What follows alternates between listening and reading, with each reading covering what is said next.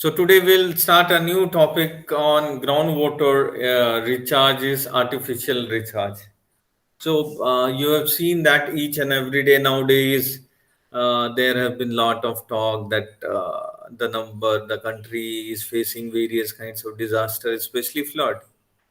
But the amount of runoff that is generated during flood, the prime focus of each and every government or each and every individual is to store it. Now, the biggest challenge is how to store it and what are the methods through which you can store it. So, today we'll be discussing it into the detail that how we'll store those runoff that is being generated during monsoon season. So we'll start off with groundwater recharge, or whenever you say about deep percolation, is a hydrological process where the water moves downward from surface water to the groundwater. So this all we already we have covered in our earlier topic. So I'll not be explaining much into that detail. So the next topic is groundwater is divided into two parts. One is natural recharge and the other one is artificial recharge. So whatever water that you're using during a non-monsoon period is either through natural or it can be artificial. Means stationed or we are into the deserts, or my hometown is in Jharkhand, that is a mountainous or a plateau terrain, that is a hard rock terrain. So there the extraction of underground water table is very low, so we cannot extract it. So the only process or the only source through which we can get our water for drinking or irrigation is through reservoir. So we have got a dam and that feeds about 10 to 15 lakhs of population. So that is being done because of this artificial recharge, that the human being made some reservoir and that reservoir is used for drinking and domestic purposes. So either it can be naturally or it can be man-made. Just like any disaster, right? They have got two kinds of disaster, either it can be natural or man-made. In the same way, when we are talking about groundwater recharge, there are two way. Either it can be natural or it can be man-made. So natural is the process of recharge of groundwater, which is natural in the deep ocean, deep depressions, or the various parts that you are seeing that are natural in nature. Then they are artificial recharge, the practice of artificially obstructing the flowing rainwater. So what do you mean by when we say about artificial recharge? Means what we are trying to do, we are trying to stop the flow of water. What we are trying to do, the practice of artificially obstructing the flowing rainwater, the monsoon rain that we are receiving today during this month, and inducing its infiltration. What we'll do, we'll stop it and then we'll try to infiltrate it. We try to go downwards, that water will try to go and downwards so that it gets recharged to the groundwater reservoir, and that is called as artificial recharge. So, Kritika is from Northeast. There you have got that Zoom cultivation is called, where step farming is called. So, why you have got a step farming? So, if you go into the Himalayan terrains, you will be finding that all the plantation are doing or being practices in the form of steps. So, why do we create those kind of steps? Those steps are created only to stop the flow of water. If you stop the flow of water, naturally that water will take time, and when it is taking time, obviously because of the porosity and permeability in the soil or the particles that are available in that area, that allows to recharge, that allows to seep, and that recharge the underground water table. In the same way, when we are talking about artificial recharge, we are trying to obstruct the flow of water so that it intensity reduces. When intensity reduces, the recharge, the seepage will increase. When the seepage will increase, your underground water table will increase. So that is the entire process that we are going to do in this artificial recharge, and it is carried out when natural recharge cannot fulfill the requirement throughout the year. So what has happened over the period of time that our this population has increased, our resources are limited in nature, and the aquifers are limited in nature. So what we have to do, we have created undue pressure on the land, just like in Mumbai or Delhi. Each and every persons from the small metros are coming for their job, for their other kind of activity. So what we have done, we have created isolated urbanization patterns in different parts of the country, and those resources, whatever that is existing naturally in that area, is insufficient to sustain the entire population. So the only alternative you have is to look for the other resources or the other uh, recharge sites that can fulfill the demand. So that's why the artificial recharge has increased, the demand has increased over the decade. So we'll start up with natural recharge. So natural recharge, when we are talking about rainwater enters inside the soil through voids, that is known as porosity and permeability, and the recharge is natural. Whenever it's natural, we are not doing anything from our end. The human being are not involved into that storage of water. That is considered as natural recharge. So the condition favorable for natural recharge, when these conditions are favorable, when you will have your natural recharge automatically, that is when the soil is sandy. When the soil is sandy or permeable soil, you will have more amount of seepage into it. Then you have got rocky strata with fractures. So if you have got rock with the fractures, why rock with the fractures? Because through these fractures, the water will seep and would go and recharge the underground water table. That's why fractures, cracks, joints, lineaments are very important for natural recharge, and they are the points of origin where there is a huge amount of seepage through those features or through those structures. That's why these fractures are very important. Then you have got perennial rivers. Whenever you have got a perennial rivers like Gangas, Brahmaputra, along the uh, banks of those perennial rivers, you'll always have a high water table. Why this perennial river will have a high water table? Because of the recharge. Because you are holding a water at particular place. So what will happen? That water will automatically go and enters through those soil and pore spaces and will go and recharge to the nearby aquifers. So you have got two types of rivers. One is perennial, other one is seasonal. Perennial rivers are those rivers where the water is available throughout the year. Means like Ganga, Brahmaputra, Narmada, other big rivers where the water Chambal. There the water is very large in number, very huge volume. So that is known as perennial. And whenever the water is available only during monsoon periods in a river, only for a period of 1 or 2 months, or can be for 3 months, that is known as seasonal river. So for the seasonal rivers, what will happen? Seasonal rivers won't have a sufficient recharge because there the drainage density is high, there the runoff is high. So what will happen? All the water will go and meet into the ocean. So that's why the recharge naturally doesn't happen in seasonal rivers, because that is for a particular season. But when it is for perennial rivers, the water stays throughout the year. So that happens in and around that feature. Also you'll find a high recharge along the canals. So canals are also important source of water recharge when we are talking about lined and unlined canals. So what is lined and unlined canals? When you're saying about lined canals, so line canals, you will be seeing embankments. You will have a cemented surface, and along which the water is flowing. So the amount of seepage and the recharge will be not so high because of that impervious surface. But if the surface is impervious, means pervious means there is no line, there is no cementing of the borders or the basement. So what will happen? That water will stay throughout the year. So what it will do, it will automatically recharge the adjoining areas, and you will have a high water table in that area.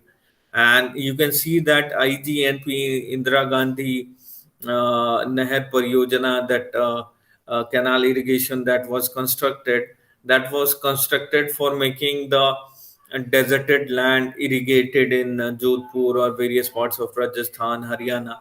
But over the decades, you have seen that the areas are facing problems of waterlogging and salinity, and that is because of poor planning in their canal designing that has led to the seepage from those canals into the adjoining area, and that has gradually increased the water table in that area.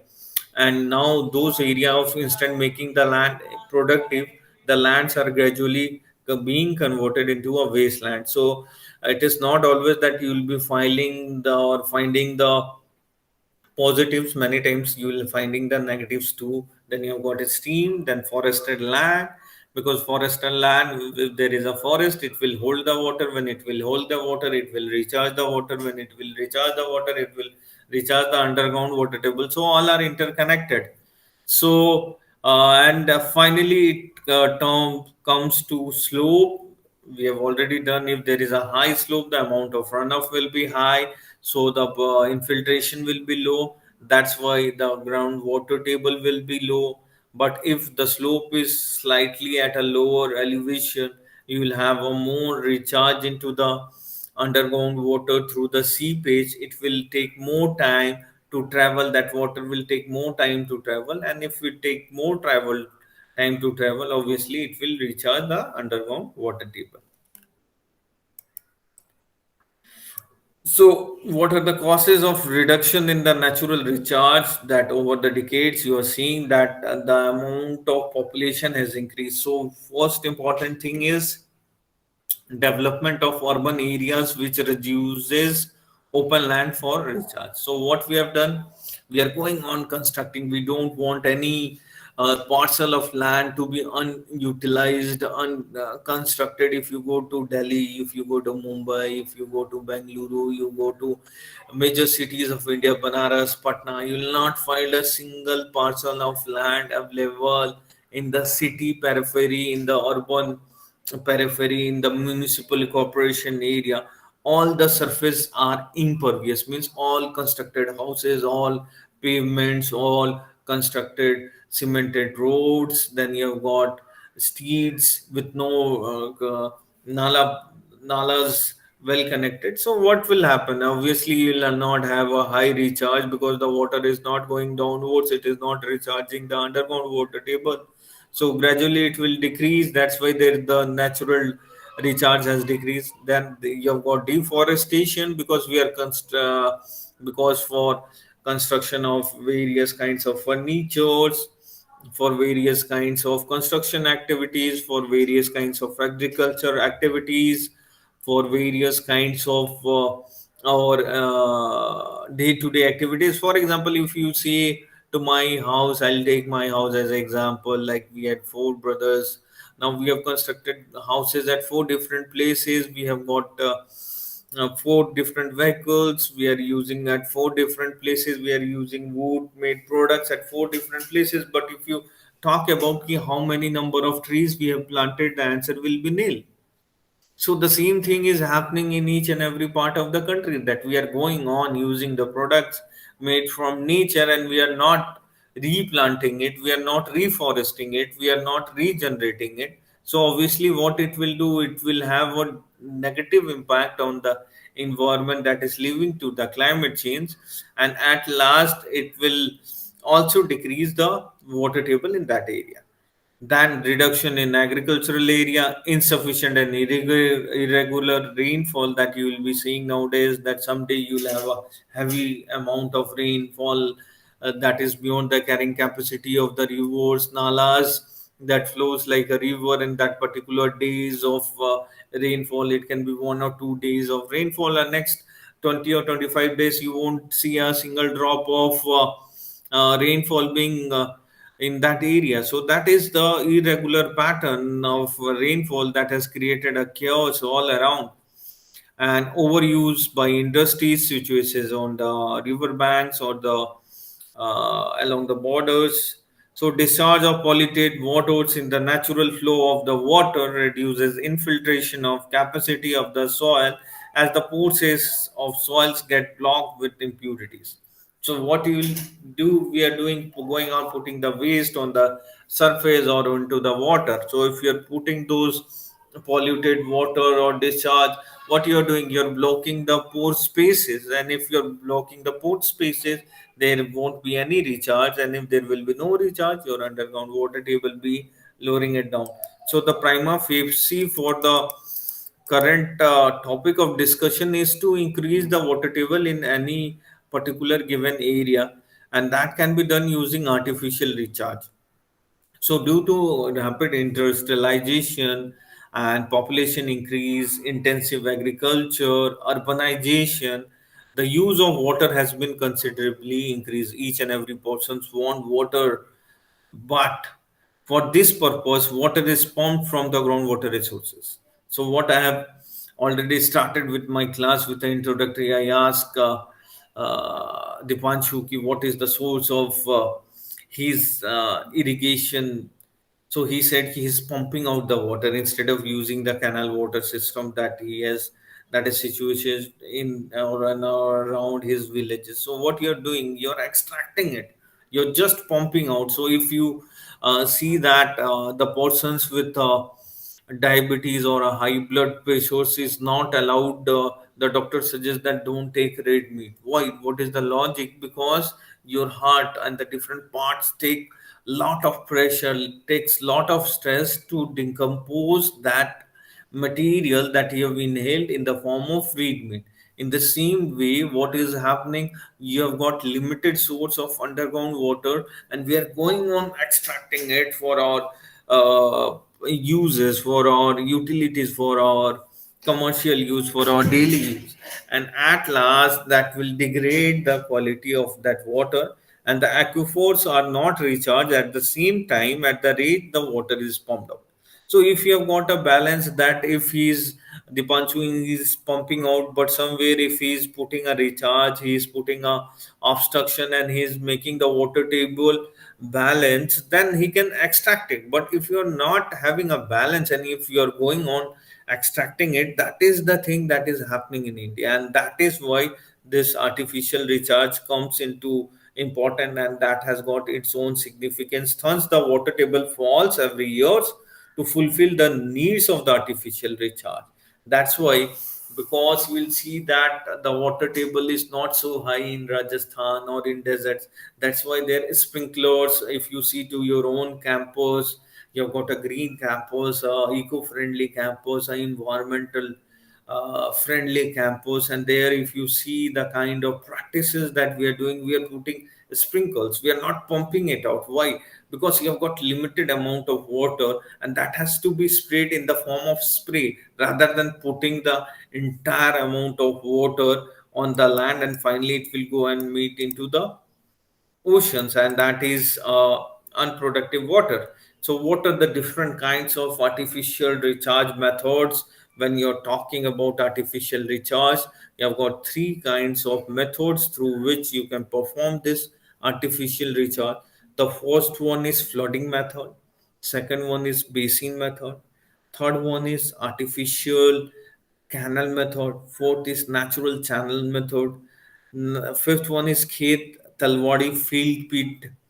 Then you have got ponds, then you have got check dams. So this is a spreading method. When check dams, each and everyone has seen what is check dam. Then ponds, we know what is this. Then Khet Talwadi field pits. So nowadays you will see that at many part of the country there is a local villagers or the local groups or the communities say that each and every portion has to share 5% of his total land for water conservation. Like in a particular plot, 2% or 1%, there will be a dugging. There will be a dugging. So what will happen in case of water? That duct will stop the water, and that water will increase your water table. So that is known as khed to khed. That uh, there is a concept in many कि तुम मुझे खेत दो मैं तुम्हें पानी दूंगा.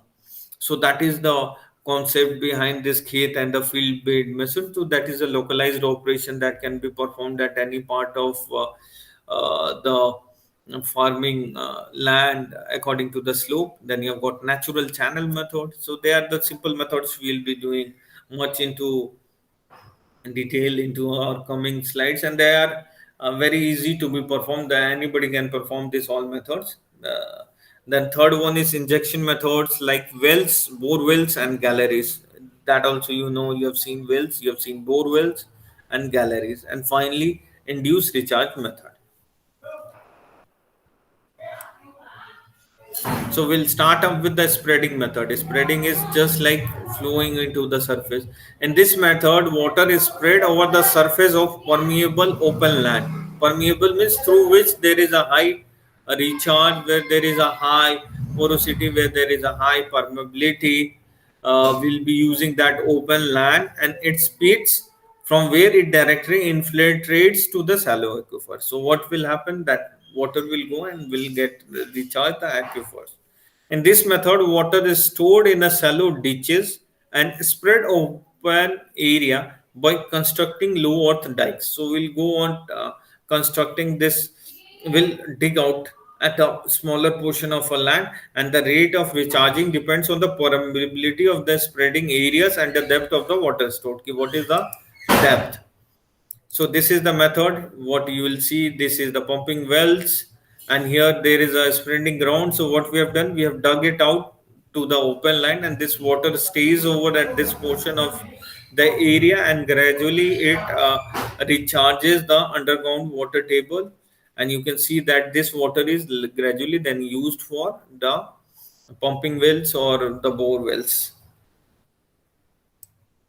The next method is flooding method. This is also method suitable for artificial recharge where the topography is relatively flat without hills or valleys. Like if you are into the plains, like if you are into UP or Banaras or Bihar, West Bengal. So that is a plain terrain, flat terrain. So in this method, the area is recharged, is not given any treatment. There is no treatment is required. The area is completely flooded without removal of any vegetation or the soil cover. Water is diverted from streams to supply ditch. Ditch means small depressions, and then to fill ditches to recharge the groundwater. This method is simple and cost of recharge is very less. So if you go and see, this is the method what we have done.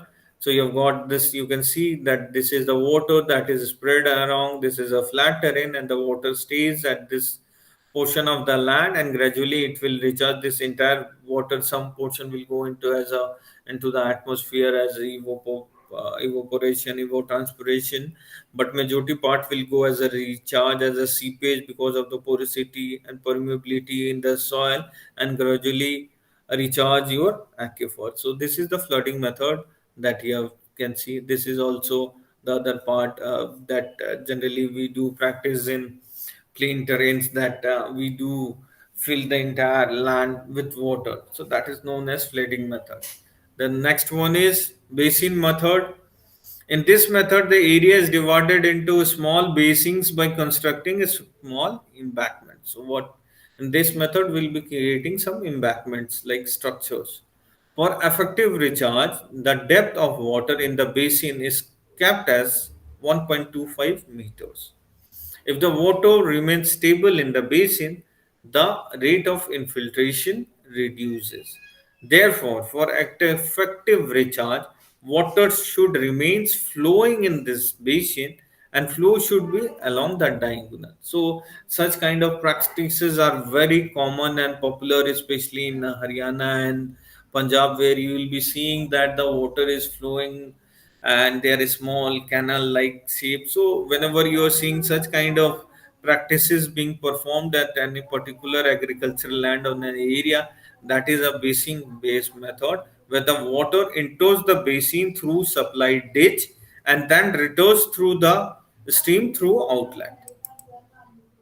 So this is this portion. This is very common in Haryana and Punjab, that the water is flowing and some portion is diverted. So that is known as basin method. Then you have got artificial channel method. This method is suitable where the topography of the area is highly uneven and construction of basins are not practically possible.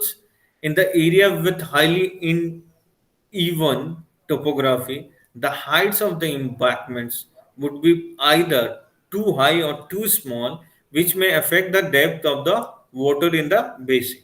In this method, small channels are excavated in the area. The bed slope of a channel is kept minimum so that the detention period of the water is more and the infiltration of water is high.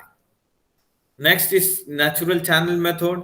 In natural channel method, there is a semi-permeable or bordons that are constructed along the flowing river or a river at a suitable spacing to obstruct the flow of a river. The height and the spacing of such bonds depends on the discharge in the stream, what is the amount of discharge, then velocity of the flow, then width of the stream or the flow, and the characteristics of the catchment area.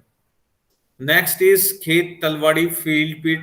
So Talwadi is the easiest and the simplest method of collecting the rainwater for a storage purpose. The low-lying area in the farm is used for collecting the rainwater with little treatment. As the name Khet Talwadi, it includes a small lake in the farm. Due to storage of the rainwater, infiltration of the stored rainwater is increased, and artificial recharge takes place, and thus water table of the underground water reservoir is increased. So irrigation capacity is increased, and the cost of electricity is reduced. So such kind of lakes are being constructed in and around your agricultural area so as to increase the water table in that area. So that is known as Khet Talwadi method approach. That is very popular in India, where you have got lakes and ponds distributed in the agricultural lands. So when you have got a ponds, what does this ponds do in this technique? Dry village ponds and the reservoirs are dug before monsoon and deepen and widen. So what we do, we dig up and we create a big a reservoir at a village level. The storage capacity of such ponds increase due to winding. The more the widen, you will have more the recharge. And during monsoon, the runoff water is stored in these ponds or the reservoir for domestic and irrigation purposes, and the water is stored in the reservoir gradually percolates downwater to recharge the groundwater. So, if you go into the villages, you will be seeing the buffaloes and the cows will be taking their bath in this kinds of ponds and lakes, and that are the good source of recharge in a flat terrain or a flat terrain. This is very popular in Rajasthan or many parts of Haryana, Punjab, UP, Uttarakhand is not, you will not find such practices. The next is recharge well method. That is a different method from the other method. In this method, a well is dug into the groundwater where the recharge is done. This well is called as recharge well. The water is filled in the well which is percolated to the ground. This method is suitable where the spreading method is not possible. The area of recharge is small and the aquifer is located at a great depth. What is the advantage of this recharge well method? The advantage is the recharge rate is high, the small area required for recharge, and deep aquifers can be recharged. So, such practices you will be finding in ancient India, where each and every agriculture or the villages used to have thousands or hundreds or maybe few 50 or 20 meters of wells, and they were used basically for irrigation and drinking purposes. So you will be seeing such kinds of structures being construction very popular in Rajasthan or Madhya Pradesh and various parts of South India, where the artificial recharge through recharge well in percolation pond in Coimbatore, Tamil Nadu. So this is very popular in southern India too. Then you've got injection method. Injection method is artificial recharge is more effective where the aquifer to be recharged is located very deep. When the aquifer is too deep in nature, in this method the water is directly injected into the aquifer by means of horizontal wells, gallery, and shaft. The spacing of the wells depend upon the rate of recharge, the capacity of the well, and the capacity of the aquifer to accept the water. So you'll be finding such kind of a recharge or injection well. If I go to my village, I'll be seeing such kind of wells being constructed by Central Groundwater Board or the State Groundwater Board, where this recharge is being used for different kinds of irrigation and practices. Generally, this is of government level because it requires a good amount of money for doing or constructing or making such injection pipe. So what you will see, you can see that there is a cloud, you have got a precipitation. This is the amount of runoff that is being generated. This is the stream that is located. This is the water reservoir. This is the water table. In between you have got a sand with the soil, and this injection pipe is being used for construction, for recharge, for irrigation purposes. And finally, induced recharge method. The induced recharge method, in this method, the water table around the natural source of water such as streams, pond or lakes are brought down by pumping out the water before the monsoon season. The lowering of water table will increase the rate of infiltration of the water during the monsoon period, and in this method the wells or the galleries are constructed parallel to the rivers or around the lake or a pond. From these wells or galleries, the water is pumped out before the raining season and the water table is lowered up.